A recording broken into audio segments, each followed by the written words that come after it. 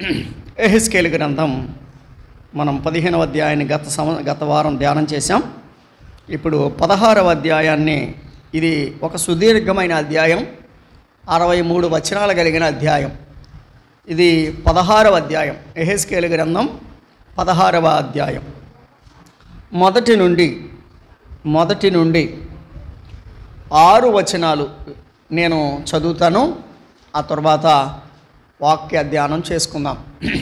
యెహెజ్కేలు గ్రంథం 16వ అధ్యాయం మొదటి 6 వచనాలు. మరియు యెహోవా వాక్కు నాకు ప్రత్యక్షమై ఇలాగు సెలవిచ్చాను, నరపుత్రుడా, యెరూషలేము చేసిన హేయ కృత్యములను దానికి తెలియజేసి నీవేలాగు ప్రకటింపుము. ప్రభు అయిన యెహోవా యెరూషలేమును గూర్చి ఈ మాట సెలవిచ్చుచున్నాడు, నీ ఉత్పత్తియు నీ జననమును కానానీయుల దేశ సంబంధమైనవి. నీ తండ్రి అమోరీయుడు, నీ తల్లి హిత్తీయురాలు. నీ జనన విధము చూడగా నీవు పుట్టిన నాడు నీ నాభి సూత్రము కోయబడలేదు, శుభ్రమగుటకు నీవు నీళ్లతో కడగబడలేదు. వారు నీకు ఉప్పు రాయకపోతిరి, బట్ట చుట్టకపోయిరి. ఈ పనులలో ఒకటైనను నీకు చేయవలెనని ఎవరునూ కటాక్షింపలేదు. నీయందు జాలిపడిన వాడొకడునూ లేకపోయెను. నీవు పుట్టిన నాడే బయట నేలను పారవేయబడి చూడ అసహ్యముగా ఉంటివి.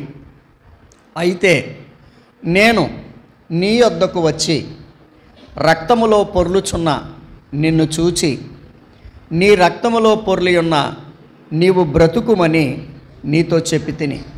నీవు నీ రక్తములో పొర్లియున్నను బ్రతుకుమని నీతో చెప్పి తిని. ప్రార్థన. ప్రేమ కలిగిన మా తండ్రి, పరమ పవిత్రుడమైన మా ప్రభువా, స్తోత్రములు.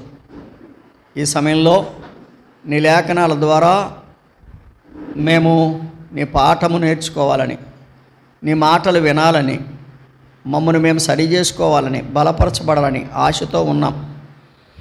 మాతో మాట్లాడండి. నీ లేఖనాల ద్వారా మమ్మల్ని బలపరచండి, సర్వసత్యములోనికి నడిపించుమని మా ప్రభువును మా రక్షకుడైన యేసుక్రీస్తు వారి ద్వారా ప్రార్థించుచున్నాము తండ్రి, ఆమేన్. 15వ అధ్యాయములో ద్రాక్షవల్లిని గురించిన ఉపమానం మనం చూస్తాం. 16వ అధ్యాయములో ఒక అనాథ బిడ్డను గూర్చినటువంటి ఉపమానం చూస్తాం. 17వ అధ్యాయంలో పక్షిరాజు అలాగే వృక్షమును గూర్చిన ఉపమానం చూస్తాం. ఈ 3 ఉపమానాలు ఇశ్రాయేలీలకు సంబంధించిన ఉపమానాలు. మనం 15వ అధ్యాయంలో ద్రాక్ష చెట్టును గూర్చిన ఉపమానం గత వారంలో ధ్యానం చేశాం. ఇప్పుడు 16వ అధ్యాయంలో బయట పారవేయబడిన శిశువు ఎవరండి? ఈమె, ఆ శిశువు ఎవరో? బయట పారవేయబడింది. ఎవరైనా పిల్లల్ని బయట ఎప్పుడు పాడేస్తారు? దిక్కుమొక్కు లేకపోతే బయట పాడేస్తారు, ఇష్టం లేకపోతే బయట పాడేస్తారు, అంతేనా కాదా? ఇక్కడ ఇశ్రాయేలు జనాంగాన్ని బయట పారవేయబడిన శిశువుతో, అనగా అనాథ అయిన శిశువుతో పోల్చడం జరిగింది. ఈ 63 వచనాల భాగాన్ని మనం 4 భాగాలుగా అర్థం చేసుకుంటే ఇలాగ అర్థమవుతుంది. మొదటి భాగం, మొదటి 14 వచనాలు యూదావారి జననము అభివృద్ధి. యూదావారి జననము అభివృద్ధి. యూదావారు ఎలా జన్మించారో వారి జననము, వారి అభివృద్ధి మొదటి 14 వచనాలలో మనకు కనిపిస్తాయి. ఇక 15వ వచనము నుండి 34వ వచనం వరకు యోదావారు అభివృద్ధి పొందిన తర్వాత చేసిన పాపము, యోదావారి పాపము. 15 నుండి 34 వచనాలలో యోదావారు చేసిన పాపం. పుట్టారు, అభివృద్ధి పొందారు, ఆ తరువాత వారు పాపం చేశారు. యోదావారి పాపము అది 15 నుండి 34 వచనాల్లో ఉంది.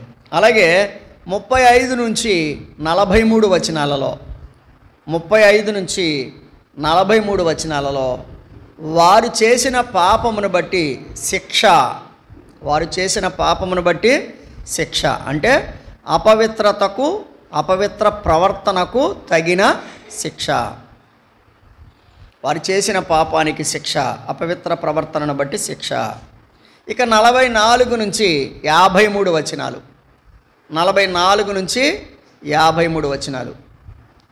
అన్యుల కంటే ఘోరమైన పాపము, అన్యుల కంటే ఘోరమైన పాపం అంటే దేవుని పిల్లలు, దైవ జనాంగము, దేవునితో నివసిస్తున్నవారు, దేవుణ్ణి ఎరిగిన వారు అన్యుల కంటే ఘోరమైన పాపం చేశారు. అది 44 నుండి 53 వచనాలలో మనకి కనిపిస్తుంది. ఇక 54 నుంచి 63 వచనాలు మనం ధ్యానం చేస్తే అంత్యకాలములో వారి పునరుద్ధరణ, అంత్యకాలములో యోధా వారి పునరుద్ధరణ అంటే అంత్యకాలంలో దేవుడు మరలా యోధా వారిని ఎలాగ పునరుద్ధరించబోతున్నాడో ఆ సంగతులు ఆఖరు భాగంలో 54 నుంచి 63 వచనాల్లో ఉన్నాయి. కాబట్టి ఈ సుదీర్ఘమైన అధ్యాయాన్ని మనం కొన్ని అవసరాల మేరకు అక్కడక్కడ వచనాలు చూస్తూ మనం ధ్యానం చేద్దాం. మొదటి భాగం ఏమిటి అంటే యోధా వారి జననము, అభివృద్ధి. మొదటి 4 వచనాలలో మీరు గమనించినట్లయితే యోధా వారు జన్మించిన విధానాన్ని చూస్తున్నాం.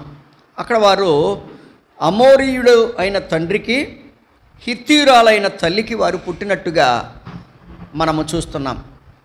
ఇది యోధా జనాంగం యొక్క ఆదికాండములో 12వ అధ్యాయంలో అబ్రహామును పిలిచిన పిలుపుందే. ఆ పిలుపును గురించినటువంటి ఆ పిలుపు తర్వాత అబ్రహాము ఏం చేశాడు? అబ్రహాము తన యొక్క సంతానానికి అతడు జన్మనిచ్చిన తర్వాత అబ్రహాము సంతానములో అబ్రహాము యొక్క కుమారుడైన ఇస్సాకు కుమారుడైన ఏషావు, యాకోబు 70 మందితో ఎక్కడికి వెళ్ళాడు? ఐగుప్తుకు వెళ్ళాడు. 70 మందితో ఎక్కడికి వెళ్ళాడు? ఐగుప్తు దేశానికి వెళ్ళాడు. ఐగుప్తు దేశానికి వెళ్ళి 6 లక్షల మందితో బయటికి వచ్చాడు. ఇక్కడ ఈ సందర్భాన్ని ఈ 4 వచనాల్లో మనం చూస్తాం. అనగా యోధావారి జననము, అనగా యోధావారు అంటే ఇక్కడ ఇశ్రాయేలు జనాంగం. ఇశ్రాయేలు జనాంగాన్ని వారి యొక్క జననమును మనం గమనిస్తాం. యోధావారి జననము అంటే వినండి, యోధావారు ఐగుప్తు నుంచి విడుదల పొందుట. అది యోధావారు ఐగుప్తు నుంచి విడుదల పొందుట. హోషేయ గ్రంథం 11వ అధ్యాయం, హోషేయ గ్రంథం 11వ అధ్యాయం మొదటి వచనములో మనము ఈ మాట చదవచ్చు. చూడండి. ఇశ్రాయేలు బాలుడై ఉండగా నేను అతని ఎడల ప్రేమ కలిగి నా కుమారుని ఐగుప్తు దేశములో నుండి పిలిచి తిని. బాలుడై ఉండగా నేను పిలిచి తిని. 4వ వచనములో ఏముంది మనకిక్కడ? 16:4లో లేక 16:6లో అయితే నేను నీ యొద్దకు వచ్చి రక్తములో పొర్లుచున్న నిన్ను చూచి నీ రక్తములో పొర్లి ఉన్న నీవు బ్రతుకుమని నీతో చెప్పి తిని. నీవు నీ రక్తములో పొర్లి ఉన్నను బ్రతుకుమని నీతో చెప్పి తిని. ఇది ఉపమాన రూపంలో ఉంటుంది, మనం అర్థం చేసుకోవాలి. పుట్టుక అంటే నేరుగా పుట్టడం అని కాదు.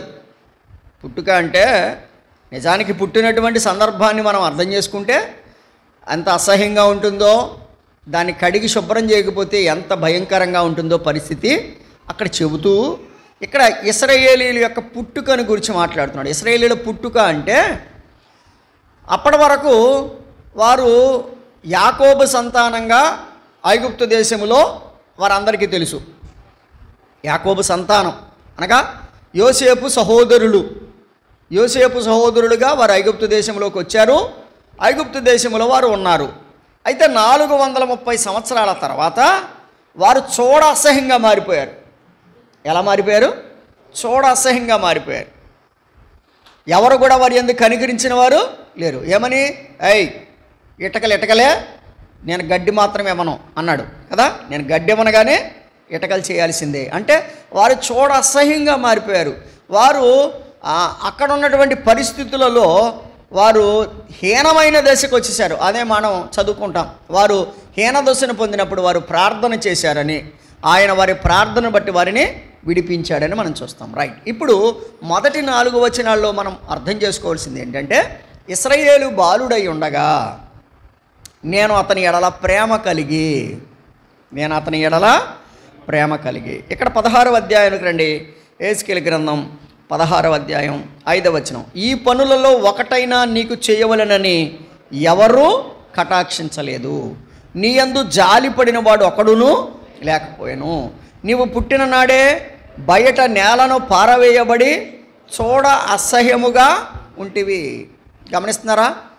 ఇలాంటప్పుడు అయితే నేను కదా, 6వ వచనంలో ఏముంది? అయితే నేను నీ యొద్దకు వచ్చి. హోషేయ గ్రంథం 11వ అధ్యాయంలో 1వ వచనంలో ఏముంది? మరలా ఇశ్రాయేలు బాలుడై ఉండగా నేను అతని ఎడల ప్రేమ కలిగి. ప్రియమైన వారలారా, మనము ఏ పరిస్థితుల్లో ఉన్నా మన ప్రభు ప్రేమిస్తున్నాడు. అసహ్యంగా ఉన్నా ప్రేమిస్తున్నాడు, అందంగా ఉన్నా ప్రేమిస్తున్నాడు. నీగ్రో జాతి వారిని ప్రేమిస్తున్నాడు, తెల్ల జాతి వారిని ప్రేమిస్తున్నాడు. ఆయనకి యూదుడని గ్రీసు దేశస్థుడని భేదము లేదు. కాబట్టి గమనించాలి, ఇక్కడ అసహ్యంగా ఉన్న వ్యక్తిని ప్రేమించడం అది ఎంతో ధైర్యంతో కూడింది, కటాక్షంతో కూడింది. కుష్ఠరోగి యేసు ప్రభు దగ్గరికి వచ్చి అన్నాడు, నీకు ఇష్టమైతే నన్ను శుద్ధినిగా చేయగలవు. నిజానికి లెప్రసీ హాస్పిటల్కి వెళ్ళి చూడండి మీరు. ఇప్పటికి కూడా మీరు కొన్నిసార్లు ఆ వార్డ్స్లో నేను తిరుగుతున్నప్పుడు ఒక్కొక్కసారి అనిపిస్తుంది, అయ్యో ఎంత బాధను అనుభవిస్తున్నారా అని. ఒక్కొక్కసారి కడుపులో తిప్పుతూ ఉంటుంది ఆ వార్డ్స్లో వాళ్ళ దగ్గర తిరుగుతున్నప్పుడు.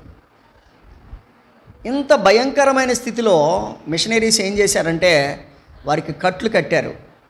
ఒక ఉన్నత కుటుంబానికి చెందిన ఆమెకి ఆయనకి లెప్రసీ సోకిందట. సోకితే బెతస్తా లెప్రసీ హాస్పిటల్కి ఆయన వచ్చాడు. ఆయన వస్తే ఆ పేషెంట్ అంటున్నాడంట షార్ట్ దొరగారితో. షార్ట్ దొరగారు అంటే ఆయన షార్ట్గా ఏమి ఉండడు, హైట్గానే ఉంటాడు. షార్ట్ దొరగారితో అన్నాడంట, అయ్యా నా వాసన నేను భరించలేకపోతున్నానండి అన్నాడు. ఏమన్నాడు? అయ్యా నా వాసన నేను భరించలేకపోతున్నానండి అన్నాడంట. ఆ వార్డులో చాలామంది ఉంటారు. ఆయనతో పాటు ఆయన కూడా ఆ ఉన్నత కుటుంబానికి చెందినవాడు. అనుకోకుండా వ్యాధి వచ్చింది, నా వాసన నేను భరించలేకపోతున్నానంటే షార్ట్ దొరగారు ఏది అని చెప్పి దగ్గరికి వెళ్ళి చెయ్యి పట్టుకుని ఇలా పట్టుకుని, ఏది నాకు రావట్లేదే వాసన అన్నాడంట. అర్థమైందా? ఇది కటాక్షం అంటే. పట్టుకుని అని వాసన చూసి అన్నాడంట, నాకు రావట్లేదు నీకు ఎలాగ వస్తుంది? ఏం వాసన లేదు, తగ్గిపోద్ది, కంగారు పడక అని చెప్పాడంట. చూసారా? ఎవడూ కూడా పట్టించుకోలేనప్పుడు దైవ జనాంగం, దేవుని పిల్లలు మన భారతదేశంలో పట్టించుకొని వారు ఎంతో కార్యాలు చేశారు.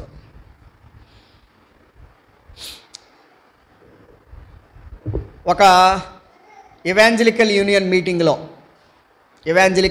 మీటింగ్లో ఒక వృద్ధ దైవజనురాలు ఇంగ్లాండ్లో చెప్పిందంట.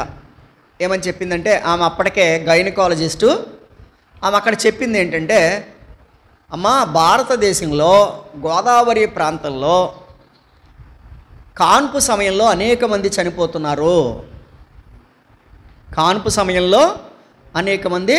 చనిపోతున్నారు. వారికి వైద్య సాయం అందడం లేదు. కాన్పు వచ్చిన 2-3 రోజులకి కొంతమందికి వాతం ద్వారా చనిపోతున్నారు. అంటే టెటనస్ వల్ల కానీ ఏదైనా వల్ల కానీ వారు చనిపోతున్నారు. వైద్యం అందడం లేదు. మీలో ఎవరైనా వైద్యం చేయడానికి ముందుకు వస్తారా అని అంటే, తన 22 సంవత్సరాల వయసులో లేజరమ్మ గారు, ఆమె అప్పటికి డాక్టర్గా చదువుతుంది, నేను ముందుకు వస్తాను, నేను ఇండియాకు వస్తాను, నేను పరిచర్య చేస్తాను అని చెప్పి ఆమె వచ్చి ఆమె పోస్ట్ గ్రాడ్యుయేషన్ కంప్లీట్ చేసుకున్నా కూడా, ఆమె యోధా వంశంలో పుట్టిన ఒక వ్యక్తి అయినా కూడా ఇక్కడికి వచ్చి అద్భుతమైన పరిచర్య, ఎంతోమంది గర్భిణీ స్త్రీలకు పరిచర్య, ఎంతోమంది శిశువులకు పరిచర్య వారు చేశారు. ఇది ఎవడును బట్ట చుట్టకపోయిరి, ఉప్పు రాయకపోయిరి, అయితే నేను నీ యొద్దకు వచ్చి కదా. దేవుని ప్రేమ నన్ను బలవంతం చేస్తుంది అంటాడు భక్తుడు కదా. దేవుని ప్రేమ నన్ను బలవంతం చేస్తుంది. ఒకసారి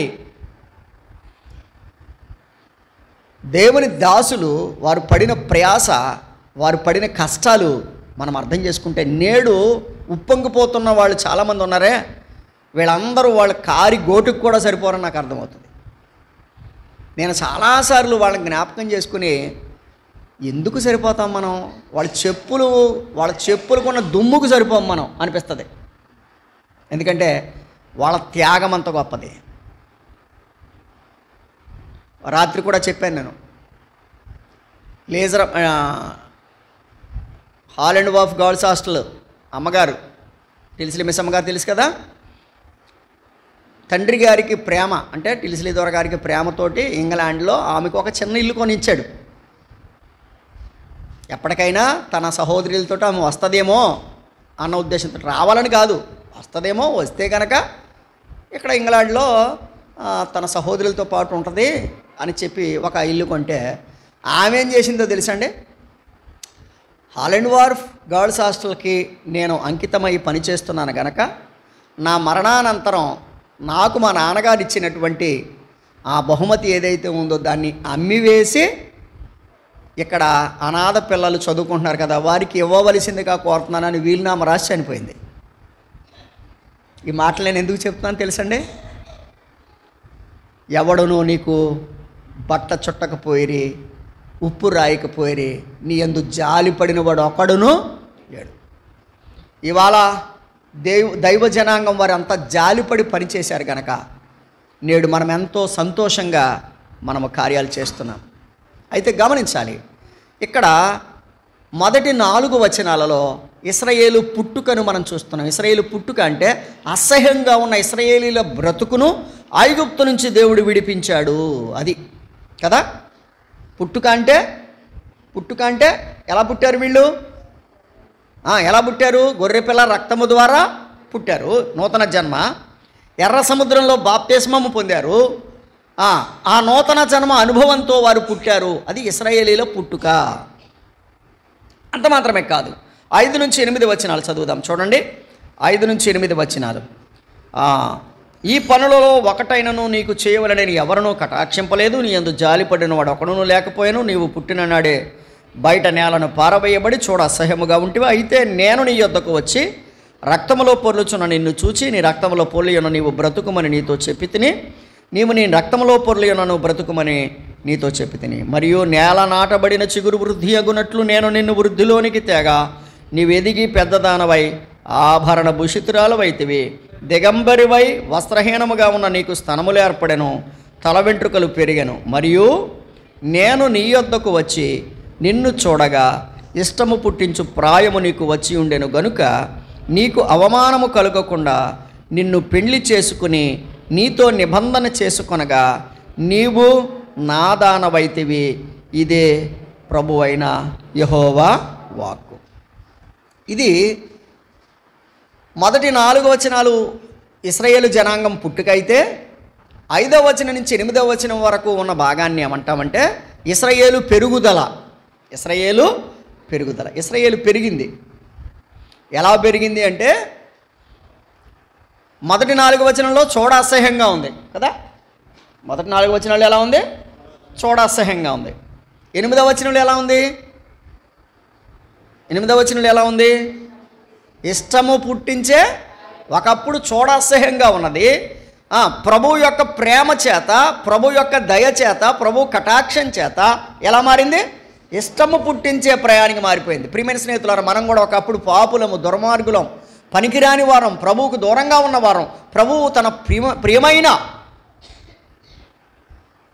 అమూల్యమైన రక్తధారల ద్వారా ఆయన ప్రేమ చేత మనల్ని కడిగి, బట్ట చుట్టి కడిగి, రక్షణ వస్త్రాలు ఇచ్చి, రక్తవర్ణపు రక్షణ వస్త్రాలు మనకిచ్చి, రక్షణ వస్త్రాన్ని ధరింపజేసి, నీతి వస్త్రాలు ధరింపజేసి, తన పిల్లలుగా చేసుకొని ఇప్పుడు మనం ఇష్టము పుట్టించే ప్రయాణికి తీసుకొచ్చాడు. అక్కడ ఏమన్నాడు, నీతో నిబంధన చేసి అన్నాడు. ఇప్పుడు ఇశ్రాయేలీలు ఐగుప్తులో నుంచి విడిపించబడి సీనాయి కొండ దగ్గరికి వచ్చేటప్పటికి ప్రభు ఏం చేశాడు? వారితోటి నిబంధన చేశాడు.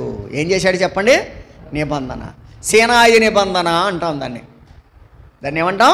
సీనాయి నిబంధన. సీనాయి కొండ దగ్గర ప్రభు వారితో నిబంధన చేశాడు. అనగా ఇశ్రాయేలీలు పెరుగుదలలో ప్రభు వారితో నిబంధన చేశాడు. ఆ మాటని హోషేయ గ్రంథమే 2వ అధ్యాయం 15వ వచనం చూడండి.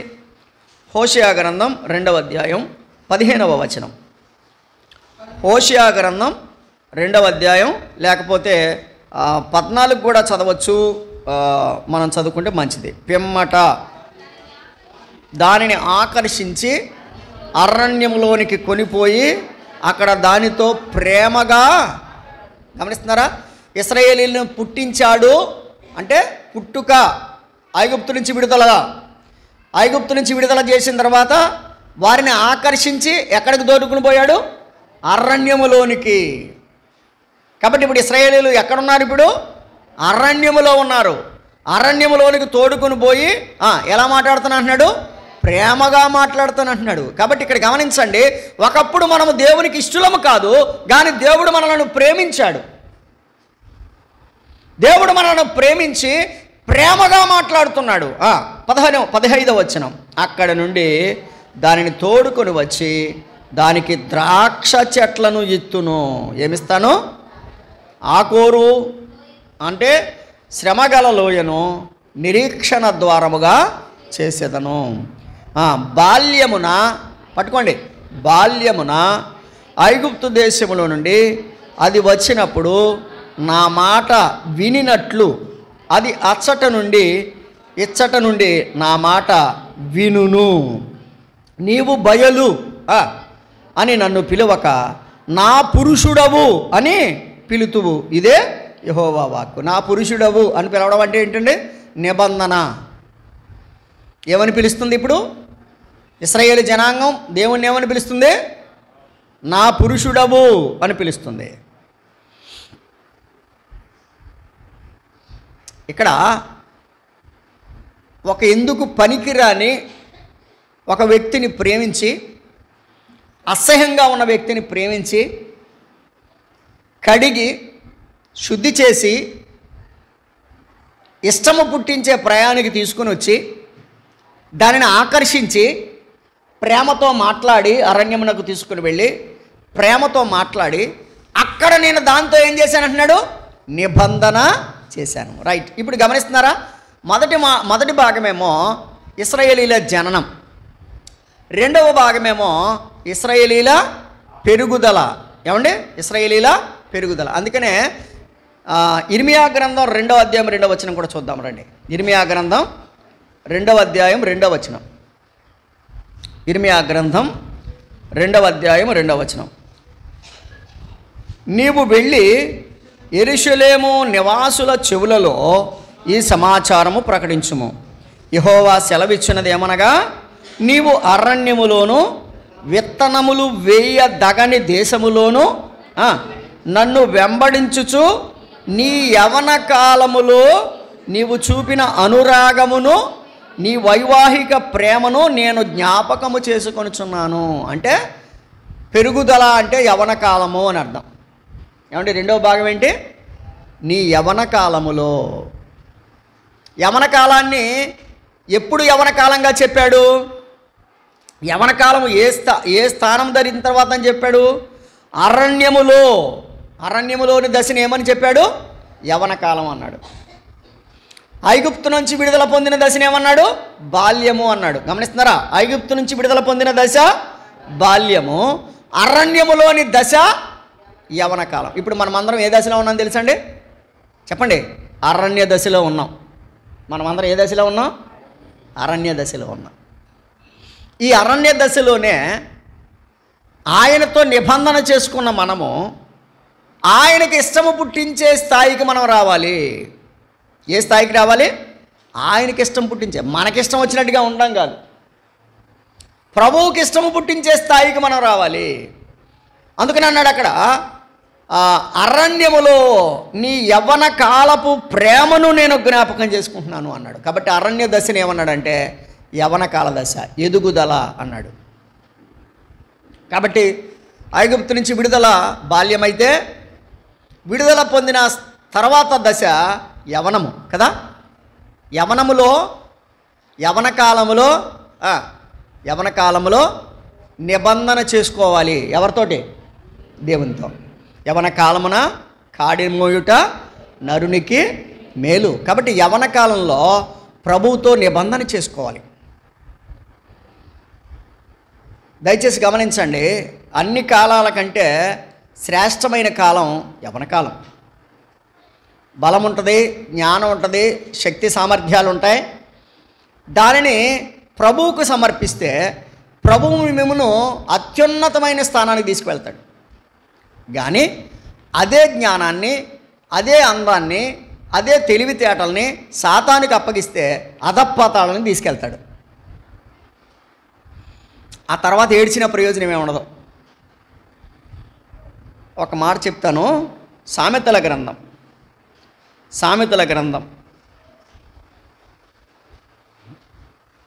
5వ అధ్యాయం 12వ వచనం. అయ్యో ఉపదేశము నేనెట్లు త్రోసివేసి తిని. అమ్మా వింటున్నారా? చదువుతున్నారా? చూస్తున్నారా? అయ్యో ఉపదేశము నేనెట్లు త్రోసివేసి తిని, నా హృదయము గద్దింపునెట్లు తృణీకరించెను. నా బోధకుల మాట నేను వినకపోతిని, నా ఉపదేశకులకు నేను చెవియొగ్గలేదు. నేను సమాజ సంఘముల మధ్య ఉండినను, ప్రతి విధమైన దౌష్ట్యమునకు లోబొట్టుటకు కొంచెమే ఎడమాయనని నీవు చెప్పుకొనుచు ఎందుకు మూలుగు? మాట విన్నందుక, మాట వినలేనందుక? చెప్పాలండి. ముఖ్యంగా యవనస్తులను అడుగుతున్నాను నేను. మాట విన్నందుకు మూలుగుతున్నాడా, మాట వినలేనందుకు మూలుగుతున్నాడా? ఒకడు యెరూషలేము నుండి యెరికో పట్టణానికి వెళ్ళి దొంగల చేతిలో చిక్కి కొర ప్రాణంతో విడిచిపెళ్ళిపోయారంట. ఇప్పుడు ఆడు మూలుగుతున్నాడా, ఆహాహా అని పాటలు పాడుతున్నాడా? యెహోవా సన్నిధిని విడిచిపెట్టాడు వాడు. యెరూషలేముని విడిచిపెట్టాడు, సహవాసాన్ని విడిచిపెట్టాడు. ఆకర్షణీయమైన యెరికో వైపుకి, అందమైన సువాసనకరమైన యెరికో వైపుకి, లోకం వైపుకి నడిచాడు. నడవగానే దొంగలు పట్టుకున్నారు. ఎవరు పట్టుకున్నారు? దొంగలు పట్టుకున్నారు, దోచుకున్నారు. ఏమైంది? కొర ప్రాణంతో వదిలిపెట్టారు. ఇప్పుడు కొర ప్రాణంతో ఉన్నవాడు ఏం చేస్తాడండి? చెప్పండి. మనకేం కొర ప్రాణం అక్కర్లేదు, జ్వరం వస్తే చాలు. మనకి కొర ప్రాణం అక్కర్లేదు, జ్వరం వస్తే చాలు, మూలుగుతాం మనం. ఏమంటారు? రైట్. ఇప్పుడు చెప్పండి, ఈ యవన కాలంలో దేవునితో నిబంధన చేసుకోవాలి. అది ఇశ్రాయేలీలు అరణ్యములోని యవన కాలంలో దేవుని నిబంధనకు వారు తలొగ్గారు. అంతే కదా, దేవుని నిబంధన.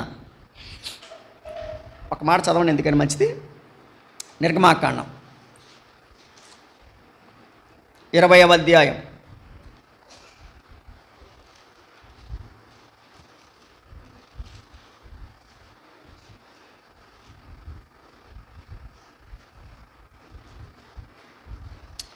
20వ అధ్యాయంలో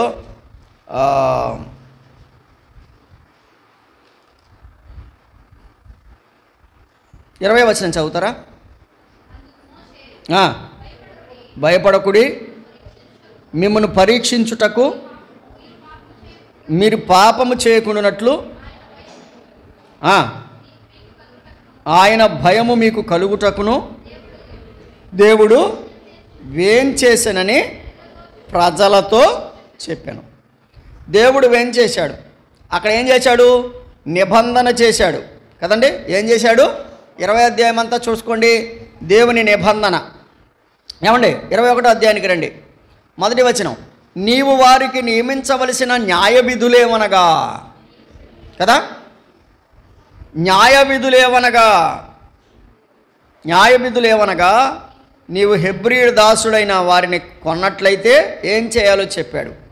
ఇవన్నీ కూడా దేవుడు ఇశ్రాయేలీలతో చేసినటువంటి నిబంధనను మనం జ్ఞాపకం చేసుకోబోతున్నాం. ఇక్కడ దేవుడు నిబంధన చేశాడు.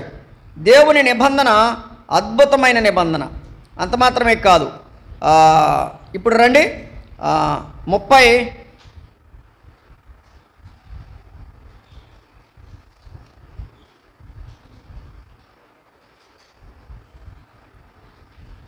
1వ అధ్యాయం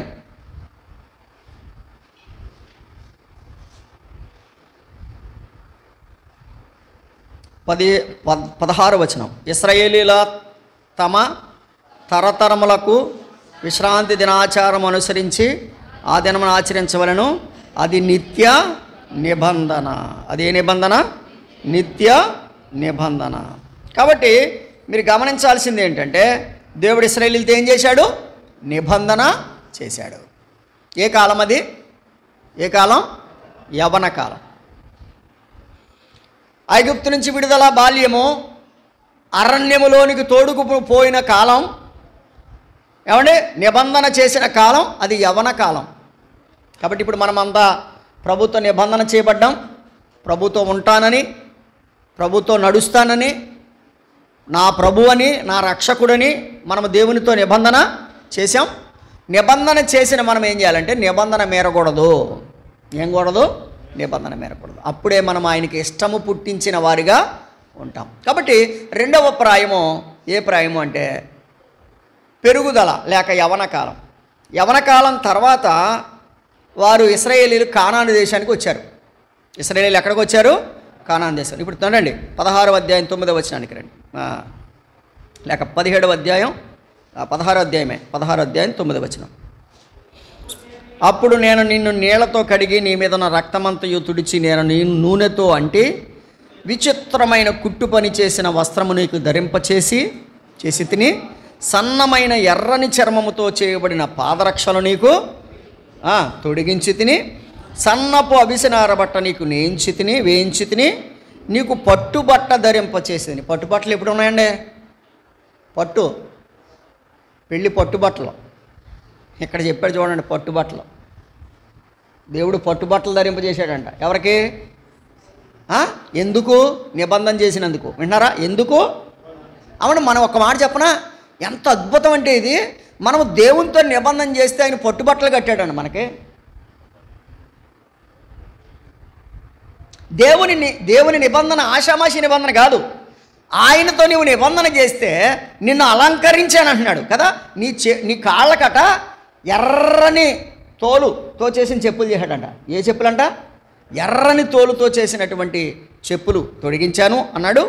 నూనెతో తల అంటాను అన్నాడు. ఇప్పుడు మనం నూనె ఎట్టుకోవడం చిరాకు మనందరికీ. ఏమండి? నూనె ఎట్టుకోవడం చిరాకు మనకే. కానీ నూనెతో యేసుప్రభు వారు కూడా అన్నాడు, సీమోను నువ్వు నా ఇంటికి పిలిచావు, నేను వచ్చాను, కాళ్ళకి నీళ్ళు ఇచ్చావా? ఇవ్వలేదు. నా తలకు నూనె పెట్టావా? పెట్టలేదు అన్నాడు కదా. అంటే దాని అర్థం ఏంటి? పెట్టుకోమని పెట్టుకోకూడదని దాని అర్థం. పర్లేదులేండి, తెల్లగా అయిపోతే మనకేంటి, పెట్టుకోకుండా మానేయండి. నూనెతో అంటాను, వస్త్రము ధరింపజేశాను, సన్నని ఎర్రమైన చర్మముతో పాదరక్షలు తొడిగించాను, అవిసనార బట్ట వేయించాను, పట్టుబట్ట ధరింపజేశాను. 11వ వచనం. ఆభరణముల చేత నిన్ను అలంకరించి నీ చేతులకు కడియములు, నీ మెడకు గొలుసు తగిలించి నీ చెవులకును ముక్కులకును పోగులను నీ తలకి కిరీటము పెట్టించి తిని. ఇది ఎందుకు చేశాడు చెప్పండి? ఆయన నిబంధన చేసుకున్నందుకు. అమ్మ, ఎంత అద్భుతం అండి ఆయనతో నిబంధన. అమ్మ అయ్యా, నేను ప్రేమించి మరొకసారి చెప్తున్నాను, ప్రభుతో నిబంధన చేసుకోండి, దేవునితో నిబంధన చేసుకోండి. ఆయనతో నిబంధన చేసుకుంటే ఆయన విడిచిపెట్టే దేవుడు కాదు. ఈరోజైనా అవకాశం ఉంది. ప్రభువా, నేను నీతో నిబంధన చేసుకుంటున్నాను, నేను నీ దానగా ఉండడానికి, నీ వాడిగా ఉండడానికి నేను ఈ రోజు నుంచి ఒక నిబంధన చేసుకుంటున్నానని మీరు అంటే కనుక ప్రభు ఏం చేస్తాడు? రెస్ట్ ఆఫ్ డేస్ అంటే ఆ తర్వాత రోజులన్నీ కూడా ఏం చేస్తాడంటే నిబంధన చేసిన తర్వాత జరిగే అద్భుతమైన కార్యాలు, నిబంధనకు ముందు నిబంధన తర్వాత ఎన్ని అద్భుతాలు చూడండి. ఏమండి? పట్టుబట్టలు అన్నాడు, చెవులకు ముక్కులకు చేతులకు మెడకు. అబ్బా, ఇదంతా ఏంటి చెప్పండి? ద గ్లోరీ ఆఫ్ ద ఇశ్రాయేలీలకు దేవుడిచ్చినటువంటి మహిమ. నిబంధన ద్వారా ఇశ్రాయేలీలకు దేవుడు ఏమిచ్చాడు? మహిమనిచ్చాడు. అమ్మ అయ్యా, మరొక్కసారి నా ప్రేమపూర్వకమైన కోరిక ఏంటంటే మీరు ఇప్పటికీ యేసుప్రభుతో నిబంధన చేసుకోలేదా? ఇప్పుడైనా చేసుకోండి. అందుకని తర్వాత భాగం అంటే 9 నుండి 12 వచనాల భాగము ఇశ్రాయేలును దేవుడు ఏం చేశాడు? అలంకరించాడు. ఏమంటే ఇశ్రాయేలును దేవుడు ఏం చేశాడు? అలంకరించాడు. వినండి, 1 పుట్టించాడు, 2 పెరుగుదలకు సహాయపడ్డాడు, 3 అలంకరించాడు కదా, నిబంధన చేశాడు కదా, పెరుగుదలతో నిబంధన చేశాడు. ఐగుప్తు నుంచి విడిపించాడు, అది పుట్టుక. అరణ్యములో నడిపించాడు, అది నిబంధన కదా. ఇప్పుడు అరణ్యము దాటిన తర్వాత వారు ఇశ్రాయేలు దేశం కానాను దేశానికి వచ్చిన తర్వాత కానాను దేశములో దేవుడు ఏం చేశాడంటే దావీదును వారికి రాజుగా ఇచ్చాడు. ఎవరిని రాజుగా ఇచ్చాడు? దావీదును రాజుగా ఇచ్చాడు. దావీదు తర్వాత సొలొమోను రాజుగా ఇచ్చాడు. సొలొమోను ద్వారా ఇశ్రాయేలు రాజ్యం ఎంత ప్రభావంగా ప్రపంచమంతా తెలిసిందో మీరు గమనించాలి. దాన్ని ఏమంటారంటే అలంకరించుట. దేవుడు ఏం చేశాడు? ఇశ్రాయేలు దేశాన్ని అలంకరించాడు. ఒక్క మాట దైవగ్రంథంలో మనం చూద్దాం రండి. నిర్గమాకాండము 3వ అధ్యాయం. నిర్గమాకాండం 3వ అధ్యాయం 21వ వచనం. మరియు నేను ఈ జనుల ఎడల ఐగుప్తీయులకు కటాక్షము కలుగ చేసేదను గనుక మీరు వెళ్ళినప్పుడు వట్టి చేతులతో వెళ్ళరు. మీరు వెళ్ళేటప్పుడు ఎలా వెళ్ళరు? ఏమని వింటున్నారా? ఐగుప్తు దేశం నుంచి బయటికి వెళ్ళేటప్పుడు మీరు ఎలా వెళ్తారని చెప్తున్నాడు? వట్టి చేతులతో వెళ్తానంటున్నాడా? వట్టి చేతులతో వెళ్ళరు అంటున్నారా?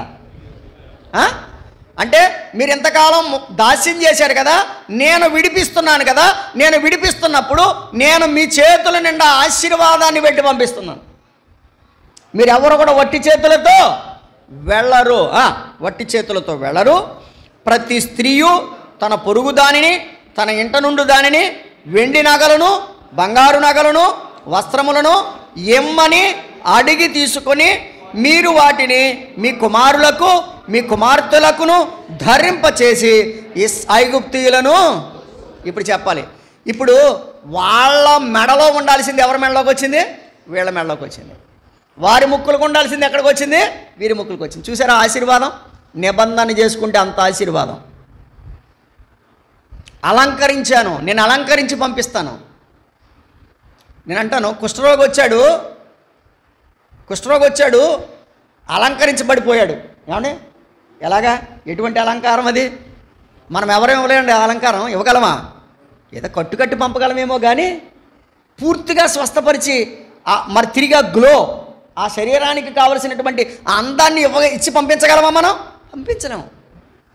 దేవుడు అది కీర్తన గ్రంథానికి రండి, లేక అదే నిర్గమాకాండం అక్కడే ఉన్నాం కదా. ఇంకొక మాట 12వ అధ్యాయానికి వచ్చేసేయండి. అక్కడ తర్వాత కీర్తన గ్రంథానికి వెళ్దాం. 12వ అధ్యాయం నిర్గమాకాండం 12వ అధ్యాయం 35వ వచనం. నిర్గమాకాండం 12వ అధ్యాయం 35వ వచనం. ఇశ్రాయేలీయులు మోషే మాట చొప్పున చేసి ఐగుప్తుల యొద్ద వెండి నగలను, బంగారు నగలను, వస్త్రములను అడిగి తీసుకుని యెహోవా ప్రజల ఎడల ఐగుప్తీయులకు కటాక్షము కలుగజేసిన కనుక వారు వారికి కావలసిన వాటిని ఇచ్చిరి. అమ్మా, వారు వారికి కావలసిన వాటిని ఇచ్చిరి. ఇదంతా ఎందుకు జరిగింది? ఆయనతో నిబంధన చేసుకున్నారు. ప్రభు విడిపించడానికి ఇష్టపడితే విడుదలకు వీరు కూడా ఒప్పుకున్నారు. అందువల్ల వారికి ఏమి కావాలంటే ఇచ్చేశారంట. మరి లూకాసు వార్త 6:30 మత్తయి వార్త 6:32 ఏమన్నాడు? ఇవన్నీ మీకు కావాలనని మీ పరలోకపు తండ్రికి తెలియను. నాకేం కావాలో నీకు తెలియదు, నీకేం కావాలో నాకు తెలియదు. ఇక్కడికి వచ్చి కూర్చున్నాం, ఎవరి మనసులో ఏముందో, ఎవరి బాధ ఏంటో ఎవరికి తెలుసు అండి?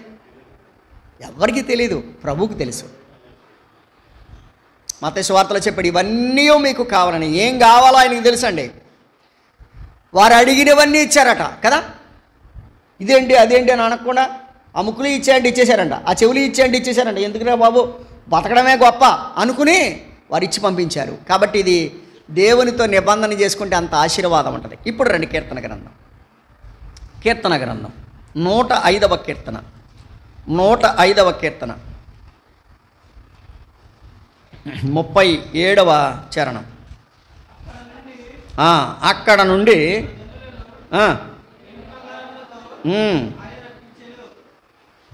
వెండి బంగారములతో ఆయన రప్పించెను.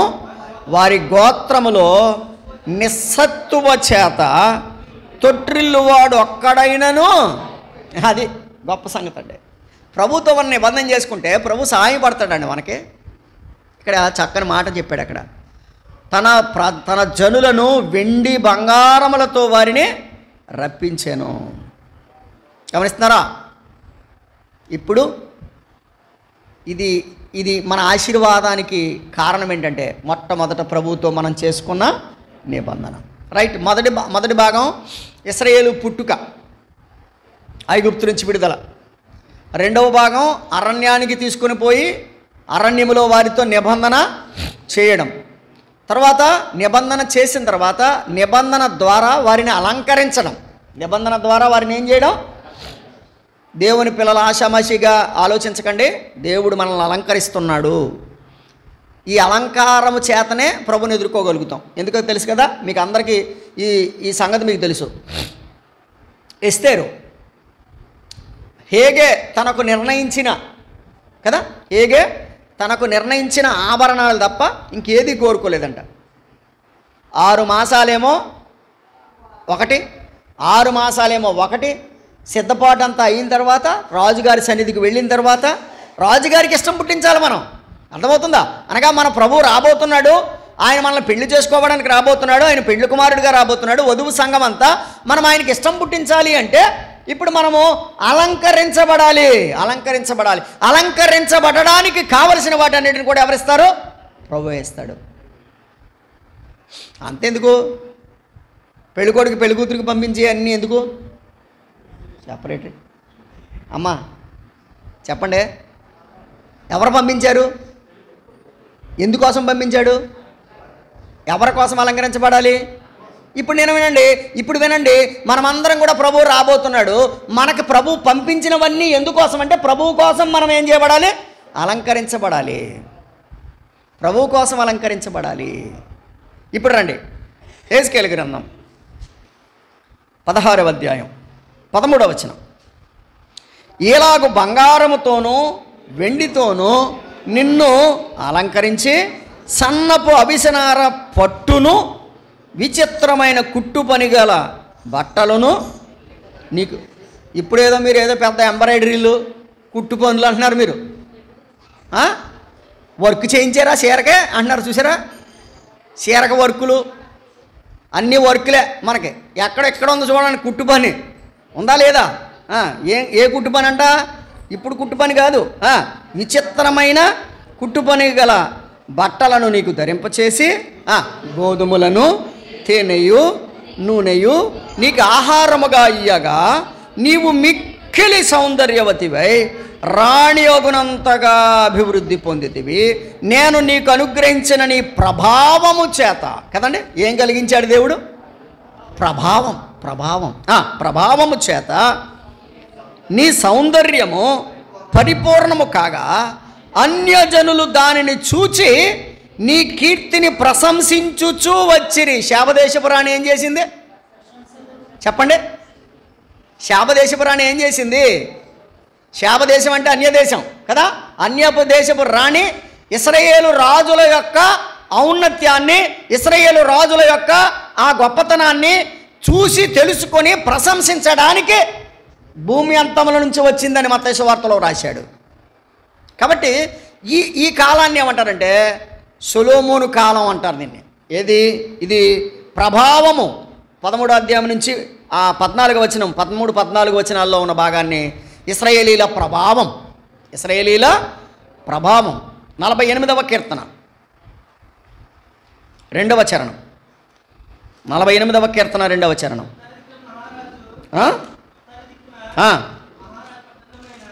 ఉత్తర దిక్కున మహారాజు పట్టణమైన సియోను పర్వతము రమ్యమైన ఎత్తుగల చోట నుండి సర్వభూమికి సంతోషముగా.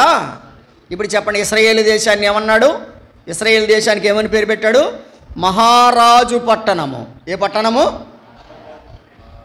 ఎందుకది? మహారాజుతో నిబంధన చేసింది కనుక. ఈ మహారాజు పట్టణం అని ఎందుకు పిలువబడింది అంటే మహారాజుతో ఈ పట్టణం ఏం చేసింది? నిబంధన చేసింది. ఇది మహారాజు పట్టణం అన్నాడు. అదే పేజీలో 50వ కీర్తన 2వ చరణం. పరిపూర్ణ సౌందర్యము గల సియోనులో నుండి దేవుడు ప్రకాశించుచున్నాడు. మన దేవుడు ఇది పరిపూర్ణ సౌందర్యము గల సియోను. కదా. ఇందాక 2వ వచనంలో అన్నాడు ఉత్తర దిక్కున మహారాజు పట్టణమైన సియోను పర్వతము అన్నాడు కదా. సియోను పర్వతం. ఇక్కడ అన్నాడు పరిపూర్ణ సౌందర్యము గల సియోను అన్నాడు. రాజుల మొదటి గ్రంథం 10వ అధ్యాయం. రాజుల మొదటి గ్రంథం 10వ అధ్యాయం మొదటి వచనం. శాబదేశపు రాణి యెహోవా నామమును గూర్చియు సొలొమోనుకు కలిగిన కీర్తిని గూర్చియు విని గూఢార్థము గల మాటల చేత అతని శోధించుటకై వచ్చాను. ఇప్పుడు 16వ అధ్యాయం యెహెజ్కేలు గ్రంథం 16వ అధ్యాయం యెహెజ్కేలు గ్రంథం 14వ వచనం చదవండి మళ్ళా. 16:14. నేను నీకు అనుగ్రహించిన నా ప్రభావము చేత నీ సౌందర్యము పరిపూర్ణము కాగా అన్యజనులు దాని చూచి నీ కీర్తి ప్రశంసించుచు. విన్నారా? ఇది జరిగిందా లేదా? జరిగింది. ఇది ఇశ్రాయేలీలకు దేవుడిచ్చిన ప్రభావం. మరలా చెప్తున్నా, మొదటి భాగంలో ఇశ్రాయేలీల పుట్టుక, 2వ భాగంలో ఇశ్రాయేలీల యవనకాలం లేక ఇశ్రాయేలీలు దేవునితో అరణ్యములో చేసుకున్న నిబంధన, 3వ భాగంలో ఇశ్రాయేలీలకు దేవుడు అలంకరించుట, 4వ భాగంలో ఇశ్రాయేలీలకు దేవుడు ప్రభావాన్ని ఇచ్చుట. ఏమిచ్చాడు? అలంకరించడం కాదు, ప్రభావాన్ని ఇచ్చాడు. ఈ ప్రభావం ఎంతవరకు వెళ్ళింది? భూమి అంతముల వరకు వెళ్ళింది. దినవృత్తాంతములు 2వ గ్రంథం 26వ అధ్యాయం. దినవృత్తాంతములు 2వ గ్రంథం 26వ అధ్యాయం 15వ వచనం.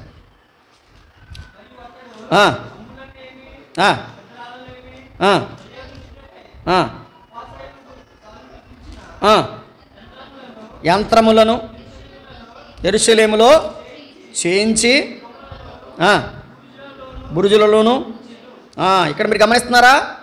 మరియు అతడు అంబులనేమి పెద్ద రాళ్లనేమి ప్రయోగించుటకై ఉపాయశాలలు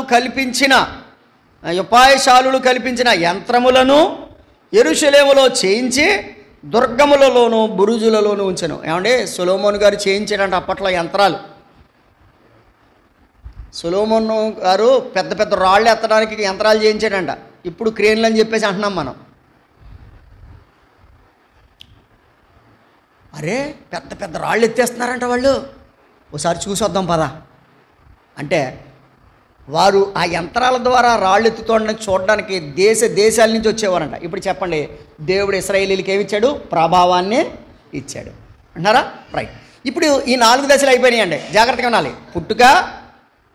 పుట్టుక, యవనము, అలంకారము, ప్రభావం అయిపోయింది. ఈ ప్రభావం పొందిన తర్వాత వచ్చింది అసలు సమస్య.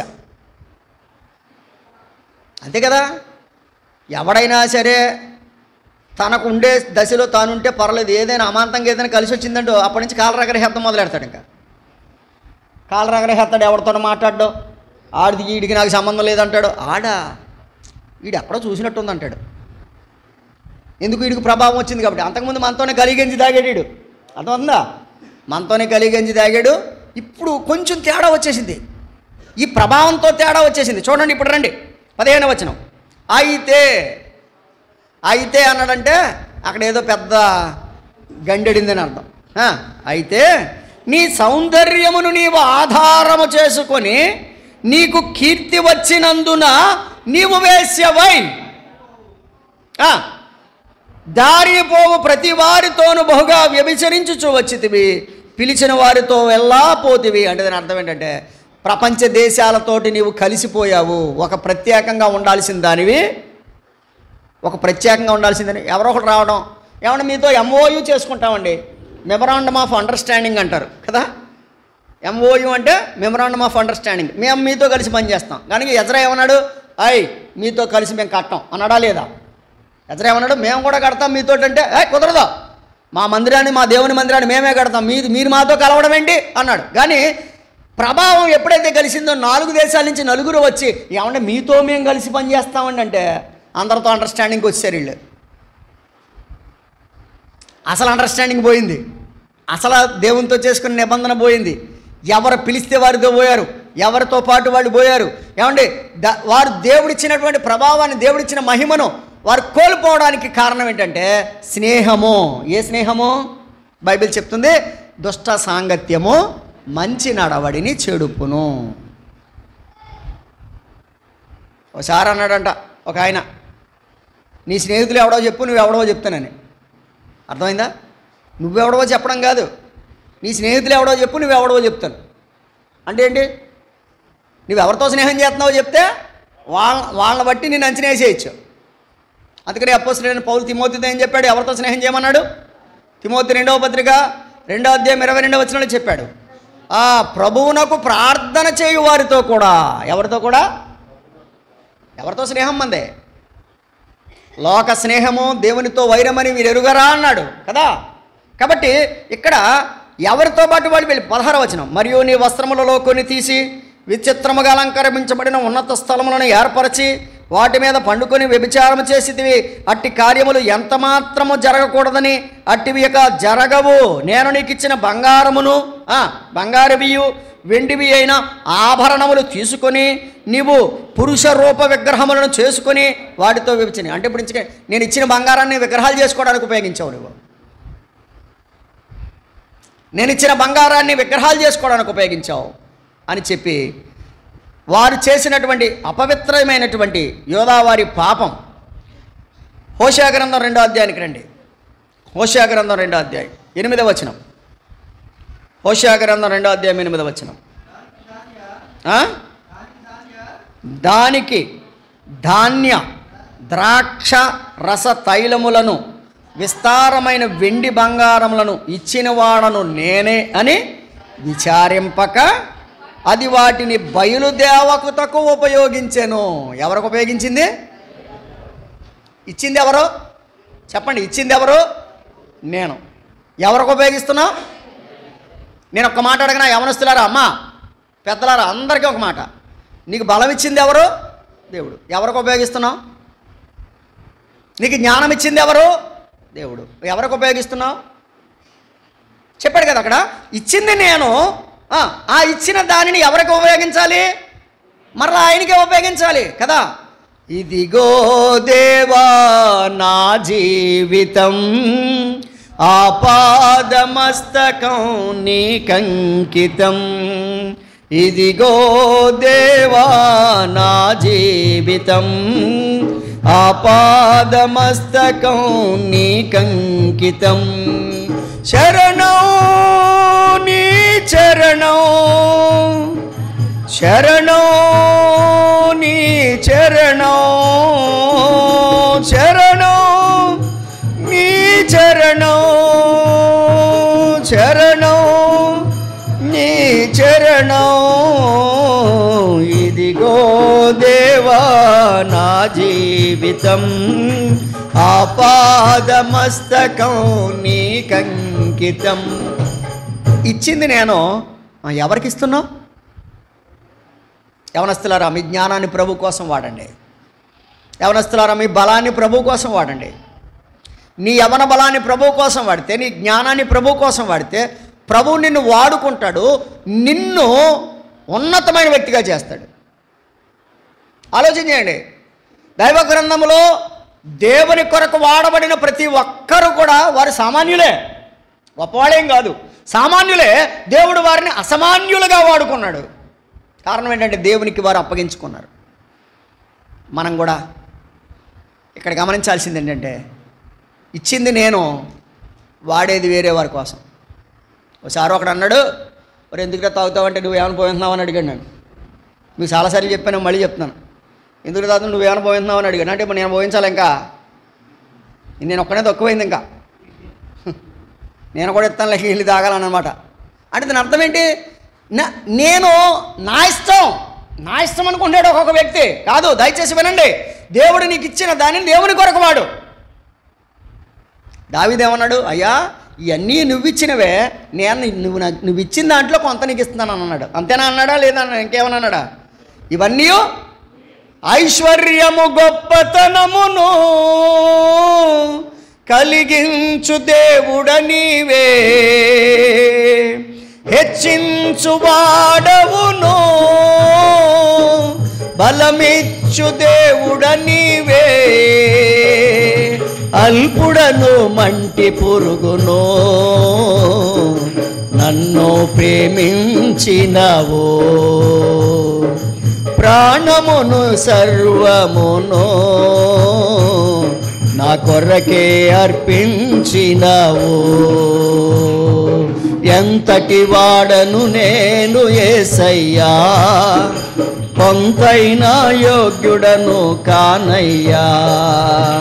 ఎంతటి వాడను నేను యేసయ్యా, కొంతైనా యోగ్యుడను కానయ్యా. నీ అందాన్ని, నేను నీకు ఇచ్చిన సౌందర్యాన్ని ఆధారం చేసుకొని ఇతర దేశాలతోటి కలిసిపోయి ఇష్టానుసారంగా జీవించావు అని చెప్పి అంటాడు. 26వ వచనానికి రండి. 16:26 దాటి పదం. 16:26 మరియు నీవు మదించి ఉన్న నీ పొరుగువారైన ఐగుప్తీయులతో అన్నాడు. 28వ వచనం చూడండి. అంతటితో తృప్తి నొందక అషూరు వారితో అన్నాడు. 29వ వచనం చూడండి. కానాను దేశము మొదలుకొని కల్దీయ దేశం వరకు అన్నాడు. అంటే దాని అర్థం ఏంటంటే ఎన్ని దేశాలతో నీవు కలిసిపోయావో చెబుతున్నాడు. ఐగుప్తీయులతో, అషూరీలతో, ఏమండి, కానాను దేశం మొదలుకొని కల్దీయుల దేశం వరకు నీవు ఇష్టానుసారంగా తిరుగుతూ వచ్చావు. నీ అపవిత్ర ప్రవర్తన. ఇప్పుడు 44వ వచనానికి రండి. 44వ వచనానికి రండి. సామెతలు చెప్పు వారందరూ తల్లి ఎట్టిదో బిడ్డయు అటిదే అని నిన్ను గురించి అందరూ. పెనిమిటిని బిడ్డలను విడనాడిన నీ తల్లితో నీవు సాటిదానవు. పెనిమిటిని బిడ్డలను విడనాడిన నీ అక్క చెల్లెండ్రతో నీవు సాటిదానవు. నీ తల్లి హిత్తీరాలు, నీ తండ్రి అమోరీయుడు. ఇది మరలా మొదటి వచనంలో చెప్పాడు, 3వ వచనంలో చెప్పాడు. మరలా అది రిపీట్ చేస్తున్నాడు ఇక్కడ. నీ ఎడమ ప్రక్కను నివసించు షోమ్రోనును దాని కుమార్తెలను నీకు అక్కలు, నీ కుడి ప్రక్కన నివసించు సొదొమయు దాని కుమార్తెలు నీకు. చూసారా ఎవరితోటి? అక్క చెల్లెళ్ళ బంధం పెట్టేసుకున్నారు వీళ్ళు. ఆ పక్కన షోమ్రోనుతో, ఈ పక్కన సొదొమతో స్నేహం చేస్తున్నారు. ఇదంతా దేవుడిచ్చిన దాన్ని మర్చిపోయారు వాళ్ళు. కాబట్టి వాళ్ళు చేస్తున్న దాన్ని బట్టి దేవుడు వారికి 50 వచనం చదువుదాం. వారు అహంకరించి నా దృష్టికి హేయక్రియలు చేసిరి గనుక నేను దానిని చూచి వారిని వెళ్ళగొట్టేదను. ఏమండి, నేను దాన్ని చూసి వారిని ఏం చేస్తాను? వెళ్ళగొట్టేదను. 58వ వచనం. నీవు చేసిన మోసమును నీ హేయ కృత్యాలను నీవే భరించితివి. విన్నారా? నీ మోసం ఎవరి మీదకి వస్తుంది? నువ్వు చేసిన మోసం నీ మీదగా నువ్వే భరించాలి అని చెప్పి అంటాడు. ఎంత ప్రేమ కలిగిన దేవుడు అంటాడు, నిన్ను నేను వదిలిపెట్టట్లేదు.